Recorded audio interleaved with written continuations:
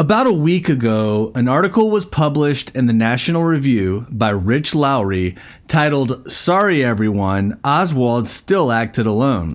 As I read through this article, I realized that Lowry was making a completely one-sided argument that was in support of the Warren Commission and pretty much ignored all evidence to the contrary. So in this bonus episode of Solving JFK, I wanted to go through exactly what Rich Lowry said in his article and provide legitimate counterpoints that make the picture much cloudier than Lowry leads his readers to believe. Lowry starts his article out by basically talking about a few folks that he perceives as being on the, I guess, right side of the right-left divide, and how they're talking about the JFK assassination was done by the CIA.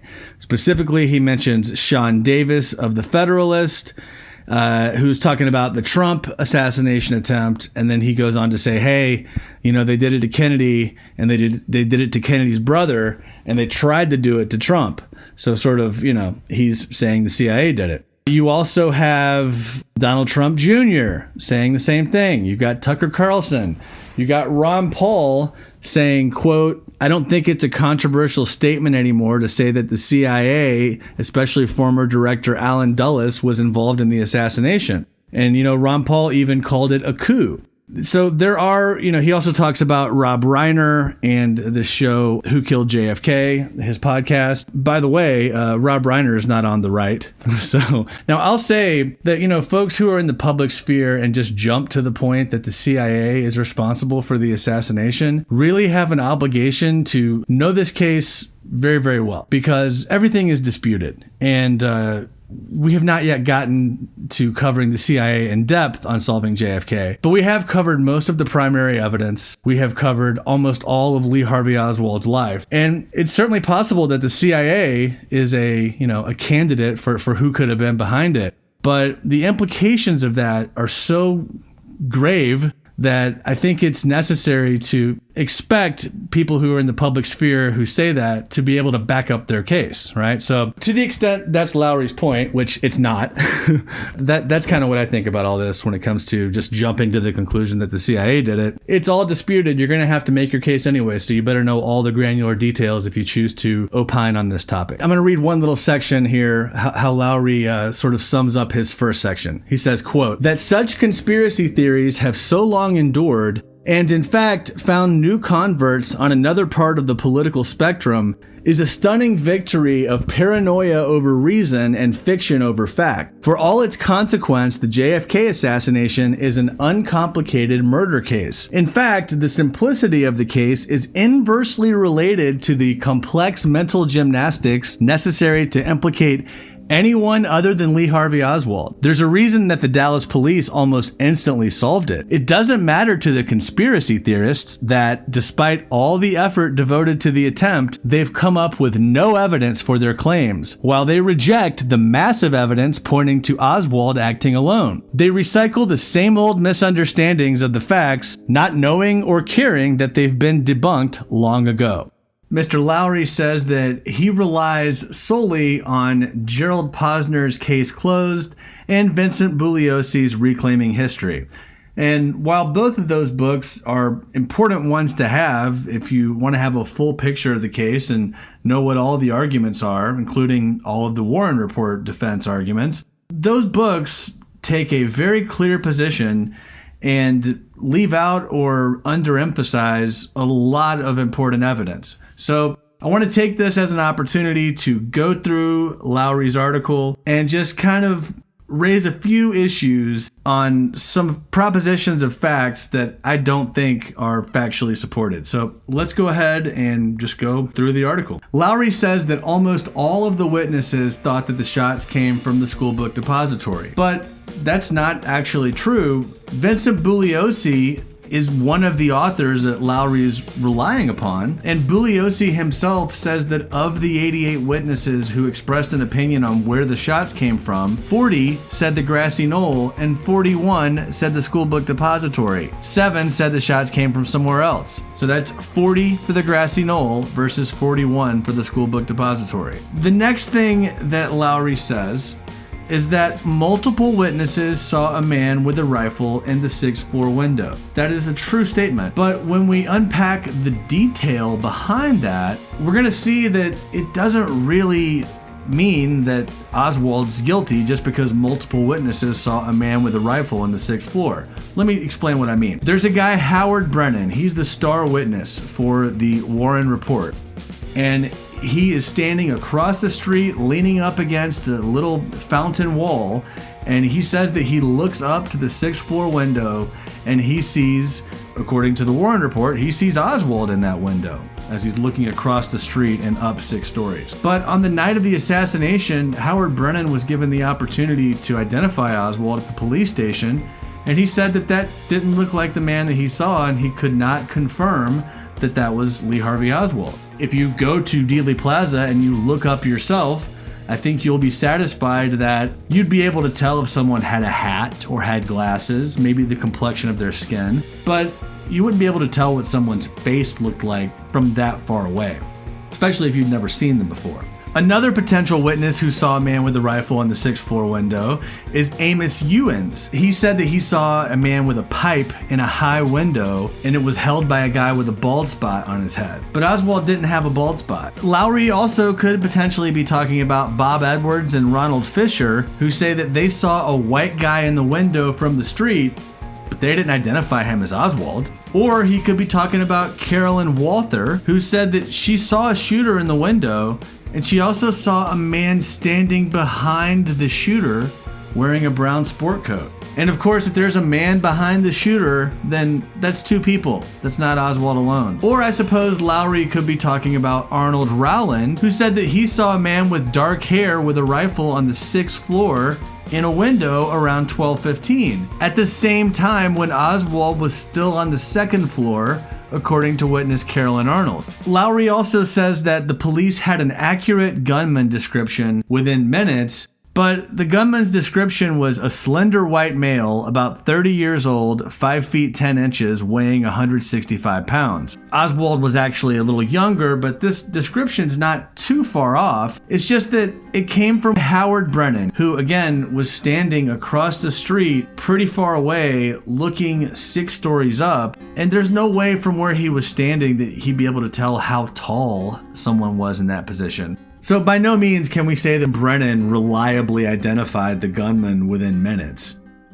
Lowry also goes on to say, quote, "The idea that Oswald couldn't have hit Kennedy or that there were more than 3 shots is based on a series of misconceptions. It is said that Oswald didn't have time to get off the shots, often based on a fallacious reading of the Zapruder tape. But the real timing of the shots has been duplicated or improved upon many times in tests," end quote. This is the next one that I take issue with. The shots have not been recreated many times that Oswald attempted. The Zapruder film creates a time window for exactly how long the shooter would have to take those shots. The FBI tried to recreate for the Warren Commission the same shots that Oswald is alleged to have taken, and they had shooters firing at stationary targets from 30 feet up, whereas Oswald was firing at moving targets from 60 feet up. Even so, 5 of 6 of the world-class riflemen who tried to hit all 3 shots when the FBI set this test up, they failed to do it in the allocated amount of time. Only 1 of the 6 world-class riflemen could. And by the way, Oswald was not a world-class rifleman. A more accurate experiment was run by CBS News in 1967, where they had 11 professional marksmen try to hit a moving target from 60 feet up, which would more closely resemble what Oswald was supposed to have done. The 11 professionals took 37 attempts at hitting 2 of 3 shots. Out of those 37 attempts, there were only 3 successful attempts, or 8.1% of the time. So no, the shots have not been recreated many times in many tests. And in fact, when shooters who were, by all accounts, far better shooters than Oswald tried to take the same shots or similar shots, they weren't able to. Lowry goes on, quote, "It is alleged that it would have been impossible for Oswald to hit Kennedy because he was allegedly a poor shot. Actually, he was a good shot during his stint in the Marine Corps, exceeding the score needed to be a sharpshooter, and he practiced once he procured his rifle. So let's unpack that little section. We have 2 shooting tests from Oswald's time in the Marines. In 1956, he scored 212 out of 250 to get the sharpshooter rating. Just like Lowry said, that's true. But in 1959, Oswald got a minimum score to pass, which was marksman. You start out with a score of 190, and Oswald obtained a 191 out of 250 on that test. Also, numerous Marines who were with Oswald say that he was a very poor shot. I don't know Rich Lowry personally, but either you don't know all the information when you say this, like maybe he just didn't know about the 191 score, or he's leaving this information out because, by the way, the worst score was later in time, okay? So did he get worse? Like, what happened? That's not addressed, and it's honestly, to me, this feels intellectually dishonest. It feels like a lie because there's conflicting evidence here. It is absolutely not clear that Oswald was a good shooter as allegedly, shown by his shooting records. Next thing on Oswald as a shooter, Lowry says that Oswald practiced with a rifle. The only alleged time that Oswald ever practiced shooting the rifle was sometime in April. Marina at that time said that he put the rifle under a raincoat on a night when it wasn't raining, and then went to the Love Field Airport to practice shooting. Yes, Marina says that Oswald practiced shooting at the airport, and he took a rifle on a bus under a raincoat. So that's what you'd have to believe, and even if you believe that, this is in April. There's no reported instance of Oswald going to the rifle range anytime closer to the shooting, unless you disagree with the Warren report and you think that the rifle range sighting of Oswald, which there were a few sightings that the Warren report said couldn't have been him. If you think that was Oswald shooting at the rifle range, then who's the guy hanging out with Marina and Ruth Payne at those alleged times? There's just no truth whatsoever to the idea that Oswald had practice in the fall of 1963 with a rifle. The proof that he ever had rifle practice is very shaky, I would say. And by the way, Marina says that after his rifle practice, he buried the rifle in a field, even though there was no dirt found on the rifle when the FBI conducted a microscopic analysis of it. So Oswald did not practice, and this is one of the reasons why, even if he was a good shooter, it would be very, very hard for him to accomplish what he's alleged to have done because he didn't have any practice. Lowry goes on to talk about Oswald's mail order rifle. And there are a lot of pieces of evidence that point to Oswald in terms of rifle ownership, okay? There are. I'm not going to say that there are not because that wouldn't be true. But there are a few things that are definitely suspicious about the rifle order. So the rifle that's shipped to Oswald, supposedly, the one that we have in evidence, is 40 inches long. The rifle that was ordered on the slip was 36 inches long. So they sent a different rifle than the one that was supposedly ordered. Oswald allegedly mailed the money order and the order form for the rifle on March 12th of 1963, and he mailed that from Dallas. But the money order was deposited in Chicago by Klein's on March 13th, the next day. So one day is unreasonably fast for standard mail to travel from Dallas to Chicago, be received and processed by Klein's internally, and then have someone go deposit it at the bank. And we are to believe that all of that happened the next day. Possible, but it does not seem likely. No one ever saw Oswald pick up the rifle or the pistol for that matter, and he never signed for either one. So, we have the order form, but we have these little anomalies, which, of course, Rich Lowry did not mention. All right, let's continue on here. Lowry says, quote, "Of course, there supposedly was no way the magic bullet, the second shot, could have wounded 2 different men, JFK and his fellow passenger in the car, Governor John Connally, in multiple places. In reality, that's what a bullet traveling in that direction would do, passing through Kennedy's neck and then through Connally's chest. As Bugliosi points out, it would have taken a real magic bullet to hit Kennedy on the neck and then disappear, not hitting Connally or embedding somewhere in the car. Instead, it did what you'd expect of a bullet passing through the soft tissue of one man and then hitting the man sitting in front of him. This too has been confirmed by various studies and tests. Okay, let's look at this question. When it comes to the magic bullet, there's really three different conversations. The first one is the trajectory and the entrance point. When you study the evidence, you'll find that the entry wound in Kennedy's back was too low to possibly have been an exit wound out of the front of Kennedy's neck. This is really the core problem with the Warren Report's single bullet theory. How do we know this? Well, we can look at the autopsy photos, the FBI's Seibert and O'Neill report. We can look at the holes in JFK's suit coat and his shirt. We can look at the death certificate itself. The location of this wound is the whole key to the magic bullet theory, because either it's in his upper right back or it's close to the top of his neck towards the right. So pretty big difference. And if it's where they say it is, then yes, the magic bullet theory could, I suppose, be plausible in terms of trajectory. But look at the evidence. You'll find that that's not the case. And also, the back wound / neck wound that hit Kennedy was specifically probed at the autopsy, and it did not go through. So again, just look at the evidence and this is what you'll find. The next reason to doubt the magic bullet theory is the condition of the bullet itself, CE 399. There's no possible way that it could have gone through Kennedy's soft tissue, hit Connolly's rib, wrist, and thigh, and then be in the condition that CE 399 is in. The reason we know this is because when tests were conducted, bullets that hit a human wrist and bullets that hit a goat cadaver were far more mangled and in worse shape than CE 399, which supposedly hit rib, wrist, and thigh, right after going through Kennedy already.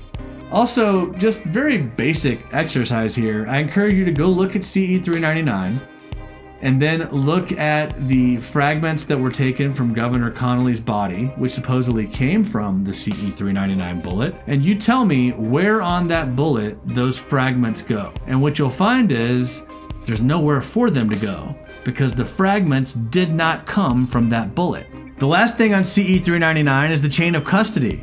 The first two people who found the bullet could not identify it per an FBI report. And what's crazy is the final FBI report about the chain of custody says that the report was conducted by FBI agent Bardwell Odom. But Bardwell Odom says that he never possessed CE 399, he never spoke to Tomlinson or Wright about it, and that the FBI's reference to him conducting those interviews was completely made up. So the chain of custody story is a lie according to the guy who's supposed to have established the chain of custody. Lowry next says, quote, "There was no one on the famous grassy knoll. It was an unpropitious spot, not behind the motorcade where Oswald was, but in front of it for everyone to see. There is zero evidence, none, of additional shots. No bullets lodged in any cars or were found in the vicinity. No spent casings showed up on the grassy knoll itself. It's all made up." So Lowry says there's zero proof whatsoever of a shot from the grassy knoll. Well, there is some proof. There are witnesses who saw someone on the grassy knoll, and there is a jarring report that there potentially was Secret Service on the grassy knoll. So there's evidence that a man who identified himself as a Secret Service agent was on the top of the grassy knoll telling people to clear the area right after the shots were fired. Officer Joe Smith and Deputy Constable Seymour Weitzman both saw this man, and he showed them Secret Service ID. But the Secret Service says that there was no one who wasn't with the motorcade in the Secret Service. They didn't have anyone stationed there. So this man was impersonating Secret Service. That's a huge fact, and it's established by 2 police officers. That's really one of the central mysteries of this case today.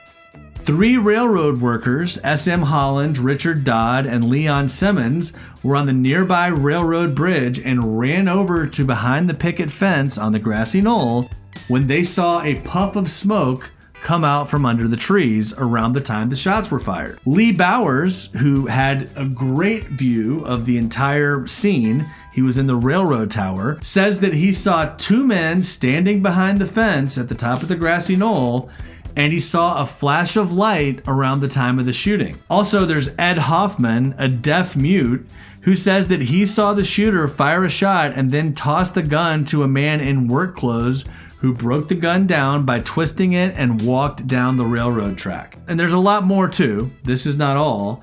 None of these witnesses individually establishes that there was someone on the grassy knoll, but when you combine all of their testimony, you absolutely have to leave the door open for it. To say that there's zero proof is not factually true given everything that I just said. We also have medical evidence of a shot from the front, which would mean that there was someone on the grassy knoll, which is more than zero, right? So what is that evidence? Well, 8 doctors and a nurse in Dallas said that the neck wound was an entrance wound, which would mean the shot would have to come from the front. 8 doctors in Dallas, including Kemp Clark, the chief of neurosurgery, said that they could see the cerebellum in JFK's head wound, which, if that's true, it would mean that the wound was too low to have come from the back, and it would be consistent with a large hole in the rear of the president's head. The earliest statements of 43 doctors, nurses, and medical professionals who saw JFK's body in Dallas and in Bethesda was that there was a large wound in the right rear of his head, which demonstrates a shot from the front. The written medical report from Dallas says that the head wound was in the right occipital area, which is the lower back part of the head, which would mean a shot from the front. Tom Robinson, the mortician who prepared Kennedy's body, says that he saw a small hole in the right temple. This hole was also allegedly seen by autopsy photographer Robert Knudsen and Lieutenant Commander William Pitzer, who worked on film at the Bethesda Medical Center. So there you have it. That's kind of a lot of medical evidence, not zero, showing that there was a shot from the front. Lowry goes on, quote, Oswald was caught dead to rights. The murder weapon was his, and it was found where he worked and where people saw and heard a gunman. Okay, so this idea that the murder weapon was Oswald's, well, we already talked about the mail order. One big question on the murder weapon is, was it a Mannlicher Carcano or was it a Mauser? And if it was a Carcano, why did everybody say Mauser at first? It is a little weird. Mauser German-made rifle with the sniper scope sights that was found on the German-built Mauser with the sniper scope that was used to kill President Kennedy. 7.65 Mauser, German rifle, familiar to those who served in World War II. Place. It's a 7.65 Mauser. It turns out this whole conversation about the Mauser wasn't a simple misunderstanding. It couldn't have been, and here's why. 2 police officers who were there on the 6th floor when the rifle was discovered, Boone and Weitzman, both said that it was a Mauser. And, you know, they changed their position for the Warren Commission, but when they gave their sworn affidavits later that same day, they continued to say that it was a Mauser, when supposedly this, confusion was cleared up right away, right? They found the gun and the guy said, oh, it was a Mauser. And then someone else said, no, it's not a Mauser, it's a Mannlicher Carcano. And they said, oh, okay, sounds good. But the problem is, they're still saying it's a Mauser in their affidavits. That doesn't make sense. We didn't find a Mauser, we have a Mannlicher Carcano. But there's something going on with the Mauser, probably more than just a simple misunderstanding. Back to Lowry's article here, he says, quote, Oswald was obviously a desperate man, killing a cop as he tried to get away and fighting the cops when they found him hiding in a movie theater. So, okay, let's look at that statement. Let's just unpack that just a little bit. This idea that Oswald killed a cop as he was trying to get away. That's not true. So we can debate about whether or not Oswald killed J.D. Tippit. That is a murky area that has a lot of granular detail and, points to consider on both sides of the argument. However, this notion that Oswald killed the cop as part of his getaway is not consistent with the witness testimony. Helen Markham, who's one of the key witnesses, said that the man who killed Tippit was not being chased. Instead, Tippit was driving behind this man in the street, and the man was on the sidewalk when Tippit stopped his car. When the car stopped, the man turned back to Tippit. So, let's say Oswald is this man. He turns around and comes back to the car, and what's he do? He puts his arms on the passenger door of the car. Now, is that the way that someone acts when they want to get away from the police? If he wanted to run away and he's already in front of the cop, would he turn around and go back to the cop? Does that make any sense? Also, if your answer to that question is yeah, he wanted to turn around and go back to the cop and kill the cop to make sure he couldn't get him. Okay. If that's your position, why is he leisurely, in a leisurely manner, putting his arms on the passenger side of the car door like he knows Tippit? That does not make sense, and it's not the behavior of someone who's trying to get away. And by the way, they checked for fingerprints where, the man came back and put his arms over the passenger seat window of Tippit's car, and Oswald's fingerprints were not in that area. It's a cloudy, very complex conversation about whether or not Oswald killed Tippit, but it is not complex at all that Oswald was trying to get away. That's just not what the evidence shows. So, we got to get the little details right to have a chance at figuring out what actually happened, instead of just picking propaganda on the side that we decided we want to cheer for. That's not how it works if we're trying to find the actual truth. Back to Lowry, he says, quote, Oswald had a truly awful upbringing in a broken home. As a teenager, Oswald was diagnosed with personality pattern disturbance. A judge ordered that he be sent to a home for disturbed boys. As he grew older, he never fit in anywhere, either the Marines or the USSR, where he defected for a while. And people who knew him thought he was unstable.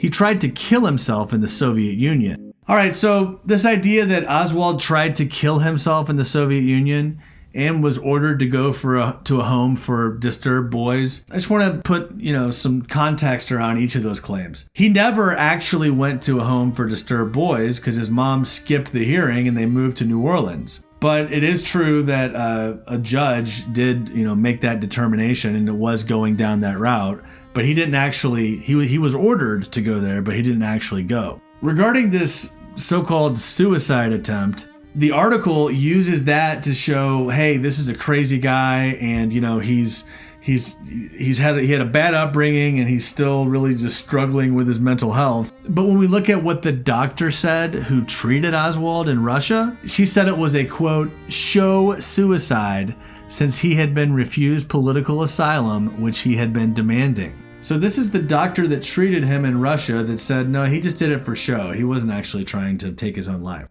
Lowry continues, quote, this all fits the profile of someone who would be an assassin, and sure enough, before he killed JFK, all the evidence suggests that he tried to shoot and kill the right-wing figure, General Edwin Walker. Okay, let's talk about that. All of the evidence shows that he tried to kill General Walker. Wow, that's something. Well, there are some pretty good reasons to believe that Oswald did not shoot at General Walker. The bullet that hit Walker's wall was from a steel-jacketed .30-06 that all of a sudden changed to be a copper-jacketed 6.5mm bullet after the Kennedy assassination. The house was scoped out by multiple people in advance who drove cars. Oswald is alleged to have been alone, and he did not drive a car. On the night when the shot was fired, there was a car seen fleeing the scene, and 2 people were seen driving away. The most important thing about the General Walker allegation is that Oswald wasn't even a suspect in the Walker shooting until after the JFK assassination. The article goes on to say, quote, why, if the CIA is omnicompetent enough to pull off such an operation, did it not deploy a super sniper who could get in and out of Dallas with no issue? At the very least, it should have secured some sort of getaway vehicle or plan for Oswald. Instead, it allowed him only to narrowly escape the depository as a matter of sheer luck, and then to careen through the streets of Dallas, a clearly desperate man.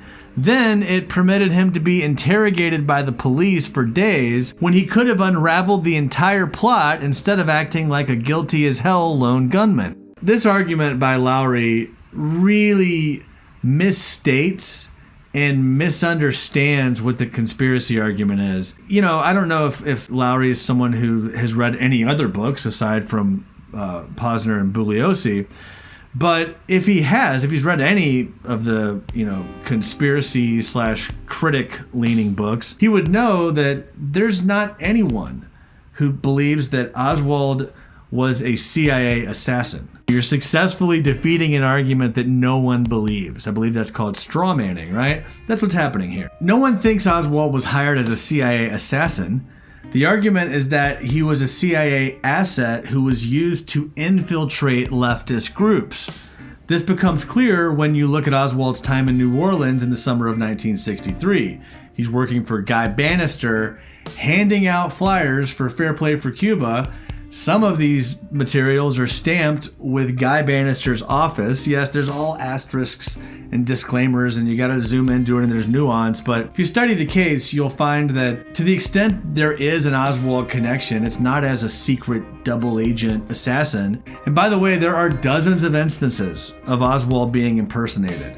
So why would you impersonate somebody if he's just a regular person? I mean, it's more than a coincidence. It's voluminous, too long to cover here, but suffice it to say, this person is being impersonated many times. It doesn't make sense for impersonations to be happening on that scale unless there's something else going on. Finally, Lowry has this to say about Jack Ruby. Quote, "His murderous act was an extremely near-run thing. He had agreed to wire one of his strippers $25. He went to a Western Union a block from the police headquarters. He didn't strike the clerk as being in any particular hurry. As it turned out, a transfer of Oswald from the police to county jail had been delayed earlier that morning. Ruby had assumed it had already happened, but a final minutes-long delay, Oswald wanted a change of clothes, meant that Oswald was in the basement just as Ruby arrived. If it had been 3 seconds later, I would have missed this person," Ruby noted later. So Lowry gives the Warren Report position, which is that Ruby just happened to, spur of the moment, decide to kill Oswald. It wasn't planned out. It was just done at the last second. And by the way, the evidence for that is this whole Western Union conversation. How could he possibly have planned to kill Oswald if he was getting a Western Union transfer done at that time? He couldn't have possibly killed Oswald because he was getting the transfer done. This is the argument. Well, Ruby relies on being at Western Union to show that killing Oswald was a spur-of-the-moment decision, right? But the problem is that Jack Ruby set up the Western Union payment in advance the night before with his dancer, Karen Carlin. It was Ruby's idea. She didn't need the money because she had rent due, but the landlord was soft with the payments, so he didn't really care when it would be. And by the way, her paycheck was the next day. She was about to get paid anyway. She didn't need this money. Ruby spoke to her in advance about it. That's what she says. That's what Karen Carlin herself says. Ruby was visited by Dr. Jolyon West while he was in prison. This is the same doctor who was a subcontractor for the CIA's MK-Ultra program. Probably the biggest reason to be suspicious of Ruby being involved somehow is the quote that he gives where he says that everything pertaining to what's happening will never come to the surface because of powerful people. He basically says like, hey, there's this big conspiracy and, it's not what it seems it is. Everything pertaining to what's happening has never come to the surface. The world will never know the true facts of what occurred, my motives. The people have so much to gain and have such a material motive for putting me in the position I'm in. We'll never let the true facts come above board to the world. Now these people are in very high positions yet. Yes. All these points that I've made today are just counterpoints to Rich Lowry's piece. I have not established that there was a conspiracy. I have not established, what it would be or any of the details.